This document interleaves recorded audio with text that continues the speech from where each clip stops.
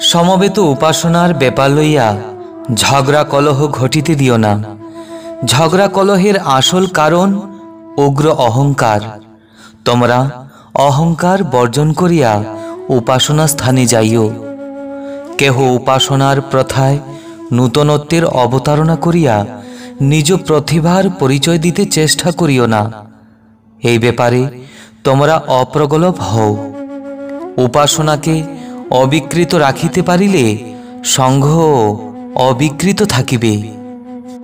আমি কখন কাহাকে কি অবস্থায় কি বলিয়াছিলাম তাহার উপর খোঁটে গাড়িয়া নানা স্থানে নানা রকমের উপাসনা পদ্ধতির প্রচলন প্রচেষ্টা অত্যন্ত অসাধু প্রয়াস।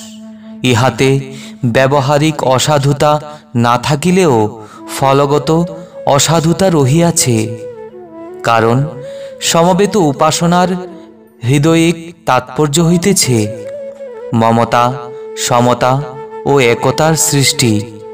মুসলমানরা যদি যুগে যুগে বা স্থানে স্থানে নানা রকম নমাজের পদ্ধতি সৃষ্টি করিতেন, তাহা হইলে আরবের জেড্ডা হইতে বর্মার মৌলমিন পর্যন্ত সব মুসলমান কদাচ এক দিল হইতে পারিত না। ইসলাম ধর্ম কেবল অশির বলেই প্রচারিত হয় নাই, তাহাদের সামূহিক উপাসনা তাহাদিওকে এক দিল করিতে এবং এক দিল হইতে সহায়তা দিয়াছে বলিয়াই তাহারা বাড়িয়াছে। একথা ঐতিহাসিক সত্য।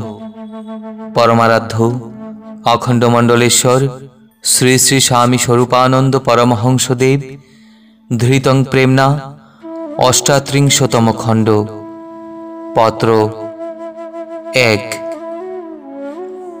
হরি ওম।